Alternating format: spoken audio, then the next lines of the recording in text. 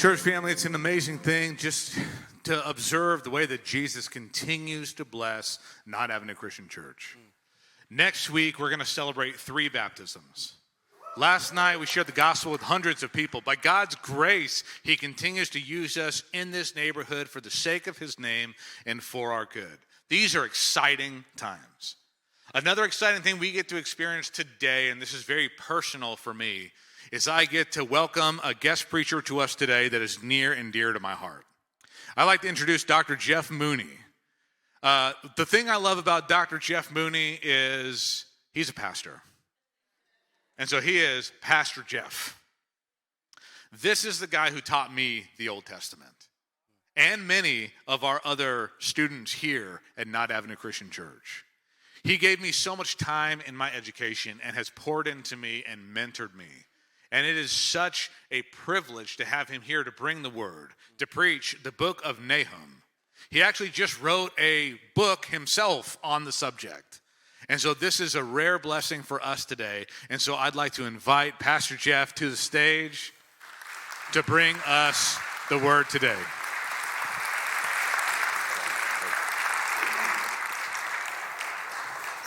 Thank you very much. Thank you very much. Well, it's really good to be here, and I love being here and seeing Joe in his natural habitat, and enjoyed singing with you. It was great songs. And Nahum is an interesting book. It's the kind of book that scares people. If you open your Bibles to Nahum, I'm going to take the first several minutes of our time together, and I'm going to read the entire book to you. My guess is only about 10 of you have ever read this book. That just is the way it is in the Old Testament. The reason that my classes are considered difficult is not so much because I'm a difficult teacher, but because no one's ever read this stuff. And once they read it, oftentimes they're really, really shocked at what they find. And we'll talk about who God is out of Nahum. We'll talk about who the enemy is, who we are, and what the solution is in Nahum. Let's look at it. An oracle concerning Nineveh, the book of the vision of Nahum of Elkosh. Let me get my timer going here so I don't violate the standards. Beginning with verse 2. The Lord is a jealous and avenging God. The Lord is avenging and wrathful. The Lord takes vengeance on his adversaries and keeps wrath for his enemies. The Lord is slow to anger and great in power. The Lord will by no means clear the guilty.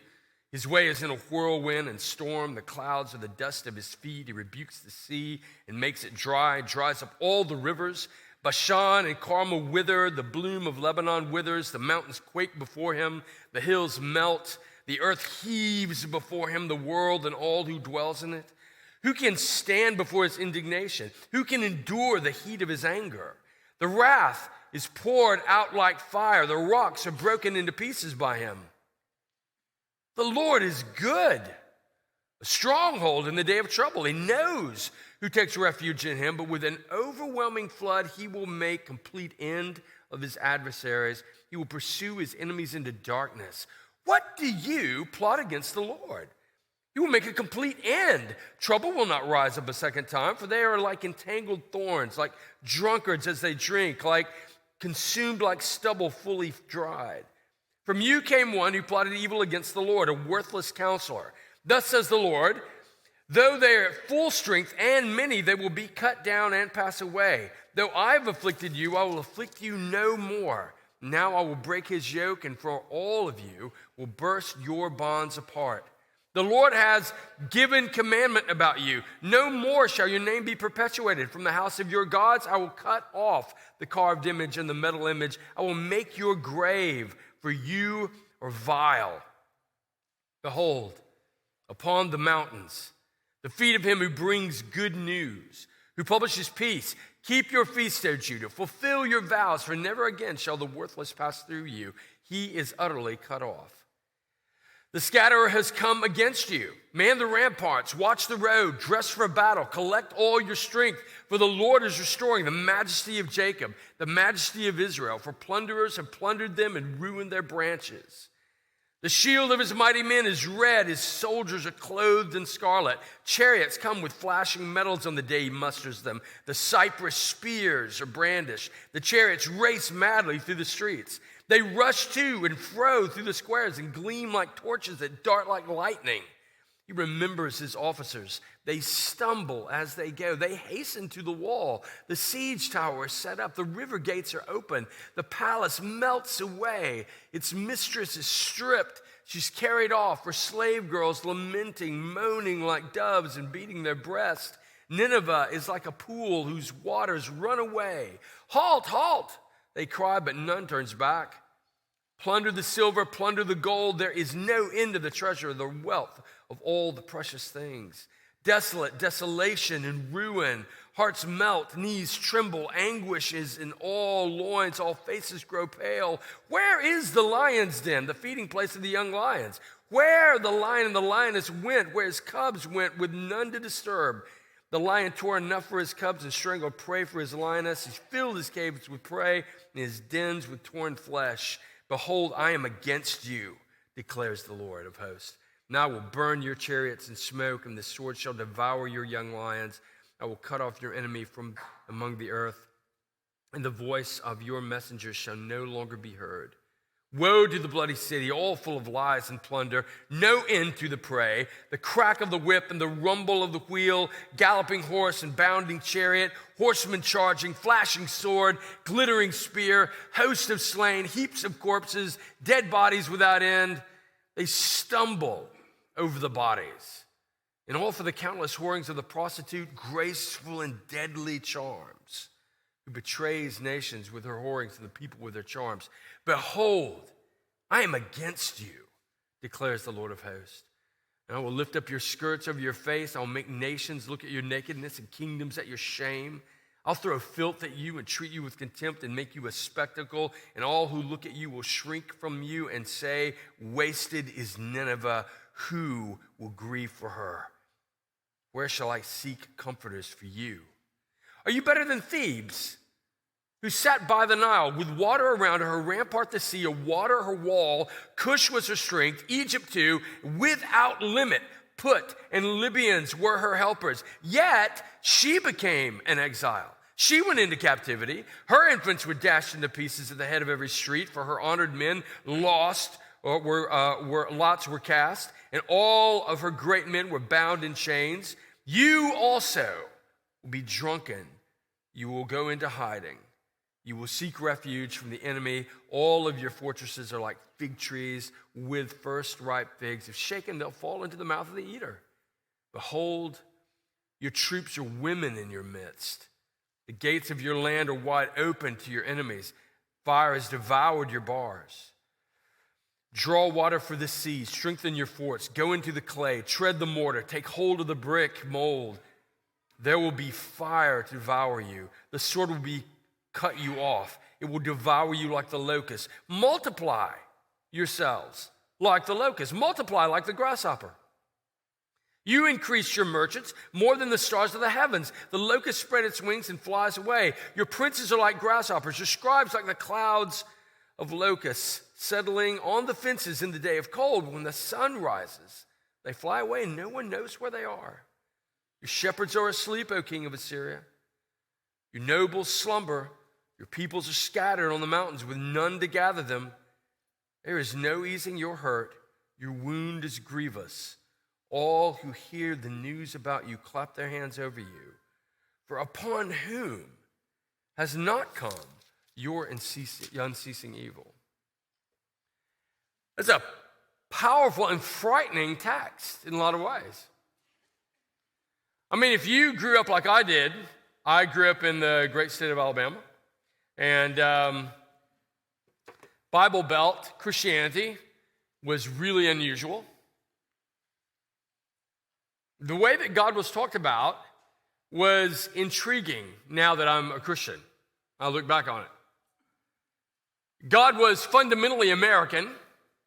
Of course, we were in Alabama, so he was also white. He ironically, it looked very much like us, acted very much like us, thought very much like us. And one of the things I could never hear coming out of God's mouth was, the Lord is jealous and avenging and full of wrath. I would have never understood that. And not to be outdone, today's generation also has embraced another cultural form of God. One of my friends wrote a really helpful little book called What is the Gospel? His name is Greg Gilbert. And he talks about this God in his second chapter. He says, let me introduce you to God. Note the lowercase g. You might want to lower your voice a little before we go in. He might be sleeping now. He's old, and doesn't much understand this newfangled world.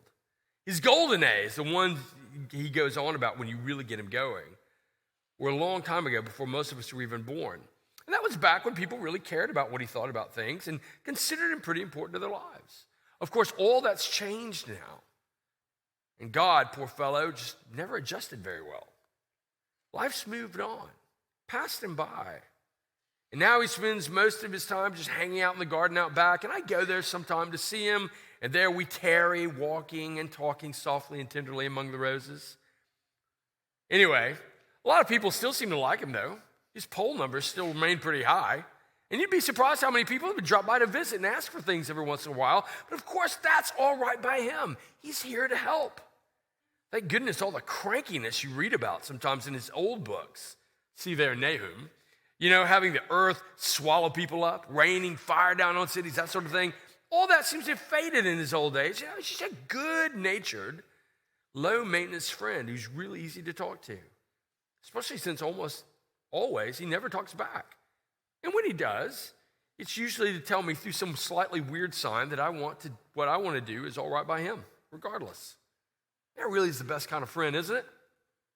The best thing about him, though? He doesn't judge me, ever, for anything. Oh, sure, I know that deep down he wishes I'd be better, more loving, less selfish, and all that, but he's realistic. He knows I'm human and nobody's perfect, and I'm totally sure he's fine with that. Besides, forgiving people is his job. It's what he does. He's love, right? And I like to think of love as never judging, only forgiving. That's the God I know, and I wouldn't have him any other way. Those assumptions about God are replete through our own culture. It's just not young people who think that. If I read that and I really reflect back on the little old ladies who taught me Sunday school when I was a kid, that was really what they were saying. But that's not what Nahum just said, was it? God is full of wrath. What do you do when you are the God of the universe, creator of the universe, the very beginning and the very end, the author of all that is, and you are full of wrath? What do you do with that? Well, I'll tell you what you do. You do anything you want to. Anything you want to, any way you want to. There is no accountability. For people who often reflect on maybe perhaps soft readings of the Old Testament and come away with the God of the Old Testament as this angry guy, I always ask them, if you were the God of the Old Testament, you would probably be as murderous and as terrible as you're talking about. But the God of the Old Testament does something with his anger that no other deity has ever done in any other religion. This God is brutally angry, and he is angry at his enemies. Who are his enemies? In this particular text, it's Assyria. Assyria. Now, this sermon is the sermon that the former preacher to Assyria would have loved to have preached. Jonah went there longing to see Assyria bite the dust and was really irritated. In chapter 4, he even tells God, this is why I ran away. I knew you'd be nice to them. And I wanted them to all get the hammer. But Nahum preaches that sermon. For hundreds of years after giving them grace, Assyria brutalizes all their neighbors around them. And so God says, fine. Then I'm about to I'm about to bring the heat to you. I will punish you for everything you've done, particularly the way you've treated my people. That's why in the middle of all of that heated talk, you get, the Lord is good, a stronghold in the day of trouble, and he knows who takes refuge with him. But like an overwhelming flood, he'll destroy his enemies. God destroys his enemies. You really need to get that in your head. God destroys his enemies always. Always. And so here, to move to our second point, the enemies of God are Assyria. But who are the enemies of God among us? Have you ever thought of yourself as an enemy of God? Did you know that the Bible does? Look at Romans chapter 5. Therefore, since we have been justified by faith, we have peace with God through our Lord Jesus Christ. Peace with God doesn't mean that you feel comfortable now around him, almost like getting to know somebody for the first time. It's that peace has now been made between you and God. So when I was growing up in Alabama, the natural tendency was to tell a little kid like me that God was crazy about me. He was nuts about me. I remember Mrs. Veazey, Vernell, I swear that was her name. Vernell Veazey. It's an Alabama thing. And Mrs. Veazey would look down at me and say, if you were the only person on earth, God would come and save you, Jeff, because he's just so crazy about you. And I just wasn't the kid you had to say things like that to twice. I already had way more self-confidence than any little kid needed. And so my response to that was, well, of course he would. Have you met me? Of course. It was just really obvious to me. Of course he would do that. The idea that I would possibly be an enemy of God was so far outside the field of my experience. I had no idea. In fact, I think if you'd really asked me, does God have enemies? I would have said, no way. He's just nuts about everybody. Nahum solidifies God will destroy his enemies. And just for Israel's sake, to make sure that they understood that this wasn't just like a common ethnocentric national God just going to war on behalf of his nation, the next book, Habakkuk, Babylon, who destroys Assyria, goes after their next target, Judah, the people of God. And who's behind Babylon going after Judah? God is behind them. Habakkuk can't believe it. He's shocked out of his mind. But Nahum wouldn't be surprised, because God always destroys his enemies. So how do we understand this? How do we understand ourselves as enemies? We understand ourselves as enemies by virtue of the fact that God in his goodness, God in his pristine holiness, has created all that is, has granted us life and breath. There's not a single breath you take that isn't a gift from God. And in response, we create other things and call them him. We create gods that are draped with the American flag.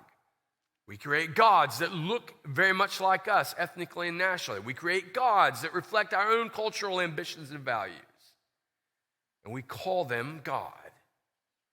Very much like you saw back in Exodus chapter 32, after seeing the amazing strength of Yahweh over against Egypt, Israel makes a little golden calf and they point to it and they say, behold, Israel, the gods who led you out of Egypt. They just made it. They point to it and they say, this is the God that led you out of Egypt. It's the natural human thing to do. So if God's going to destroy enemies, how does that work? Well, you might say, hey, wait a minute. I've never made a golden calf, like ever. I've never made anything like that. In fact, I couldn't. I can't draw a straight line. There's no way I'm going to make anything that actually could pass itself off as a calf. Can't be me. Go to Romans chapter 3. Listen to Paul addressing this idea. He just went through chapters 1 and 2, detailing sin from both Gentile and Jew, and he culminates with this. Beginning in verse 10, none is righteous, no, not one. No one understands, no one seeks for God. All have turned aside. Together they've become worthless. No one does good, not even one. Their throat is an open grave. They use their tongues to deceive. The venom of asp is under their lips. Their mouth is full of curses and bitterness. Their feet are swift to shed blood. Through their paths are ruin and misery, and the way of peace they've not known. There's no fear of God before their eyes. You know who he's talking about? He's talking about you and me. He's saying God looks down the quarters of time, and there is no one who is righteous. There's no one who seeks after him for who he really is.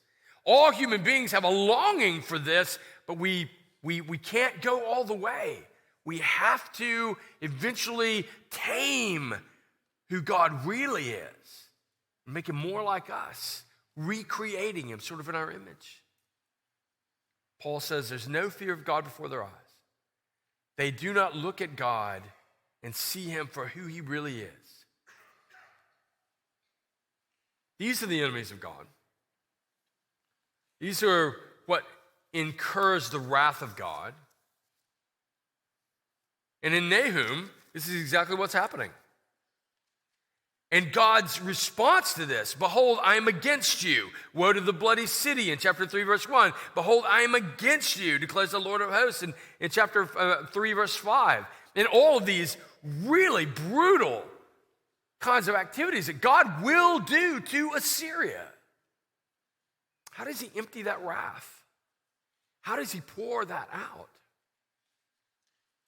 Well, you just celebrated it just a second ago. The supper. In the supper, you have God executing his wrath on sinners. Go back to that Romans 3 passage real quick.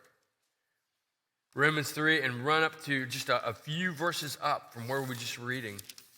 And Paul answers this question. Beginning in verse 23, for all have sinned and fall short of the glory of God, and are justified by his grace as a gift through the redemption that is in Christ Jesus. Here's the text. Whom God put forward as a propitiation by his blood to be received by faith. This was to show God's righteousness, because in his divine forbearance he passed over former sins. It was to show his righteousness at the present time, so that he might be just, that is, the one who always punishes his enemies, and the justifier, the one who actually forgives his enemies, who has faith in Jesus. Jesus comes as the full-scale sacrifice that absorbs the wrath of God against his enemies. If you've ever wondered, I've heard this when I was a kid. I always wondered about this. Is people would go to prison. We had in my where I grew up, there were lots of people that ended up going to prison, and so they would go to prison, and they would my friends said they got religion. But then people would say, well, there's no way all the stuff he did that God would actually forgive him. What they were saying was, that stuff is so bad, if God forgave that, wouldn't he kind of be bad too? This is the answer. And for those of you who've really thought about this, when you look in the mirror, unless you're just completely deluded with self-righteousness, you've had to ask the question, how can God forgive me? He knows my thoughts. He knows my intentions. He knows my ambitions. No matter what facade I put forth, he sees the darkness of my heart. How can he forgive me and still be good? It's this. It's this. Every time you celebrate the supper, you celebrate the sacrifice that absorbed the wrath of God. In fact, that exhausts the wrath of God against you. Do you know why you should celebrate this or why you should just hold on to this like it's your very life? It's because here is the goodness of God. Here is why Nahum, in the midst of describing God as this devastating warrior, says, the Lord is good. In the midst of that devastation, the Lord is good. Here is the crushed body and the poured out blood of Jesus. Here is the sacrifice that absorbs the wrath of God against us. Right here. And so if in fact that God always punishes his enemies, and if in fact we are enemies, and God has punished us in Jesus, how do we respond to that? In Nahum, there's no real response. Nahum is a prophecy probably given in Judah about Assyria. It's the declaration to the people of God that their enemy will now be destroyed. And so in the midst of even their time in exile, in the midst of their devastation, in the midst of their desolation, they celebrate. They celebrate the hope of the dominance of their enemy. In other words, Nahum's congregation has to live by faith. They look forward to knowing that God will free them one day. Since you have such a great pastor, you probably already know what the gospel is. But on the outside chance, there are people here that don't come to this church. I want to help you out with this last question. What do we do about this?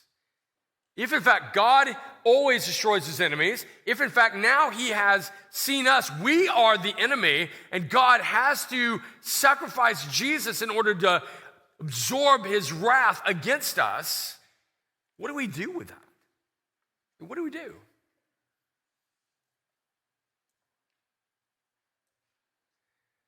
I think oftentimes the gospel for most people is, hey, you hand me over the moral package you're living by, and I'm going to hand you this moral package. You hand over being, politically adverse, maybe to conservative Christianity, or being recklessly heterosexual, or being homosexual, or being whatever. You hand me this, and I'll hand you this package, and it looks surprisingly like me, but I'll hand it to you anyway. That's the gospel. That's not the gospel. None of that I just described as the gospel. I think the gospel is bound up in affection. Where are your appetites? Back in 2006, there was a movie review in the New York Times about a series of movies. A movie that had a series of episodes in it that was driven by the post-war Vietnam era. And there was one particular one about these two people. One was named Hai and one was named Lon. And Hai was a rickshaw driver and Lon was a prostitute. And Hai's greatest desire was Lon. He was madly in love with Lon. Lon's greatest desire was his dignity. She wanted to live like the men that she serviced in these massive hotels in Vietnam, instead of just doing her part that evening and being let out the service entrance. She wanted to be dignified. She wanted to feel dignified. But the more she tried to get out of her lifestyle, the deeper into the abyss that lifestyle is, she went. In the middle of the episode, there is a rickshaw driving contest. I had no idea such things existed, but apparently they do. And Hai wins it. And he wins a load of money, like life-changing amounts of money. And with that life-changing amount of money, he buys this one massive suite at the top of the most expensive hotel there in Vietnam, and he tells Lon, he pays Lon's fee and says, I want you to be up there tonight. Of course, this is Sundance Film Festival, so you kind of assume that the next scene would be pretty seedy, but you'd be surprised it's not. Lon thinks that that's what's going to happen. She thinks it's going to be just business as usual. But it's not. Hai gets up there and he says, I want you to order everything you want. I want you to order any kind of room service you want. The only request I have is that you let me watch you go to sleep. I'll leave you alone. I want you to rest. I want you to enjoy this evening. And he does it. The writer of the New York Times Review, who's not a Christian, tapped in unwittingly to some pretty Christian elements. He saw them in the movie. He saw them in the scene I just described. He said Hai went back to driving a rickshaw, went back to his life, he was happy driving a rickshaw anyway. But he said, Lon, something snapped. Something snapped and she could never go back to prostitution. Here's why. She had finally been confronted with a man who had all authority and power over her, and he used all of it for her. He had all authority and power over her. He used all of it for her good. And once she had received selfless love, she could never be the same. She could never be the same.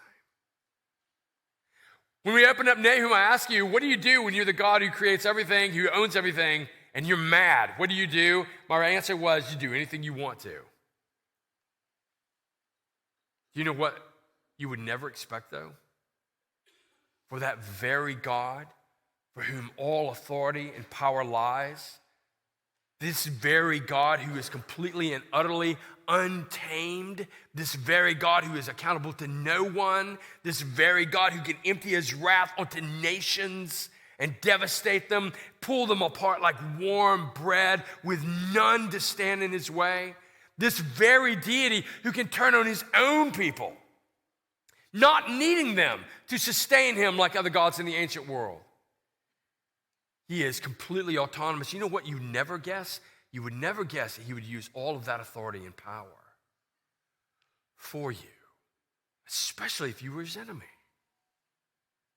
But that's exactly what he does. Nahum provides a portrait of God for you that you should be afraid of. But he provides a portrait of God for you that you should be so impacted by that your life will never be the same. This God, who's frankly frightening, uses all of his strength and power and judgment and authority. And then for you, at his own loss, his son, not yours, his son goes to the cross. His son exhausts his wrath against you. What do you do when you run into someone like that? I'll tell you what you do. You walk away from everything else. You walk away from everything else that you're trusting. What are you trusting today as God? If I got you to finish this sentence, if blank happened, then finally everything in my life would be perfect. What would that be? What do you fill in that blank with?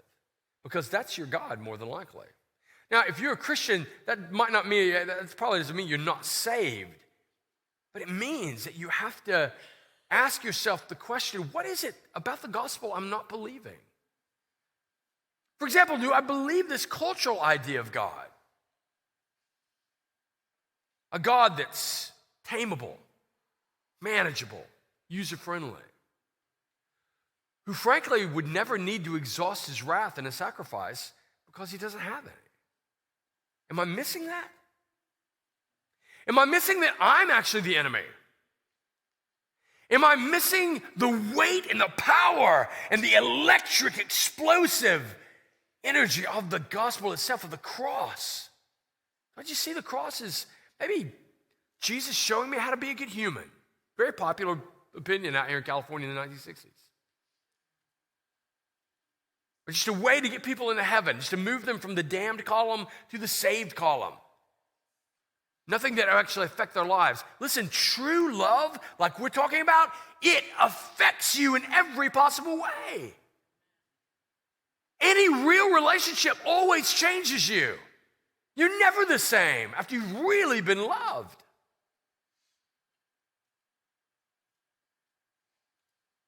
What do you fill that blank in with? Moralism? You know that God will accept you because you're good? Paul just told you no one's good. You know that God will accept you because you study theology? Paul just made it clear no one really seeks God. What is it that you're hoping in? What is it that all of your hopes rely upon? Because if you've really experienced the love of Christ, you'll run away from all of those as fundamental hopes. And you'll throw your hope onto this one thing, the finished work of Jesus. What about those of you who really are believers, and which I'm assuming is most of the room, and yet maybe you're having a really difficult time in life? Again, every single time you take the supper, look at the supper. Here is the goodness of God. The goodness of God isn't determined by each episode of our lives. My wife and I have been married for 32 years. My wife and I both have sort of ruggedly the same personality, which means that in a disagreement, neither one backs up. We just pull the swords out and think, man, it's a good day to die, and just go straight at it.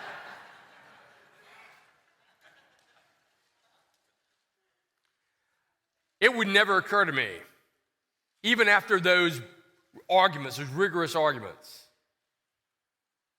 it would never occur to me that my wife was bad. Not at all. My kids, I got 4 kids. Most of them are out of college now and things like that. But man, my kids go, if you've got adult kids, you know adult kids are harder than little kids. Got all these opinions and attitudes. They all act like their mom. I'm talking big since she's not here. Yeah, it's like, when my kids and I cross swords, I never think for 1 second, and they don't ever think about me that I'm bad. It's crazy that in every bad episode of life, we put God back in the dock to determine whether or not he's good. He doesn't belong there. Every time you hold the supper, here is the goodness of God. Crushed body, poured out blood, absorb the wrath of God, exhaust the wrath of God against me, which I deserve. It's the goodness of God, which means you can endure everything else. You're already loved profoundly. Here's the goodness of God. Here's the power of God, the resurrected body. Here you see in Nahum the glimpse of the power of God with these massive control over all these armies, but really here is the power of God. In Revelation, where Maria read from at the beginning of the service, you see the power of God in cosmic fashion. Not just simply in chapter 5, where he garnishes all the praise from every tribe, tongue, and nation, but also in chapter 19, where Jesus comes back, swords in hand, on horseback, and no aspect of him is anything other than war. And that power, leveraged for me. How does that shape the way you think about life? You sung these great songs today. Do you think about life in those terms, that here is my identity? I am fundamentally a member of the kingdom and a servant of the king who has given everything to save me. I'm not fundamentally American. I'm not fundamentally Republican or Democrat. I'm not fundamentally black, white, Latino, or Asian. I'm not fundamentally any of those things. I might be all of those things, but those are subjugated. I am fundamentally a servant of the king. All of your ambitions should be shaped by that. Shaped by the fact that this God, full of power, full of wrath, executes it on his son to save you, to bring you to himself. Everything about you should be changed. Everything about the way that you think about your church should be changed. The goals that you have should be changed. The way that you think about the lost. If every single person that you've been praying for this past week to be saved was saved today, how many people would that be?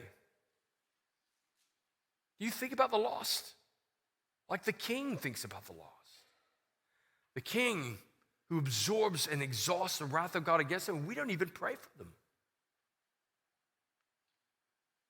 Today's a great day to just come back to this God who is so full of power and wrath, but also of goodness and love. And recalibrate our hearts before him so that the world can say with Nahum, how beautiful are the feet of him or her who brings the gospel of peace. Let's let the gospel shape the way we move forward from this day forward. I pray that for you.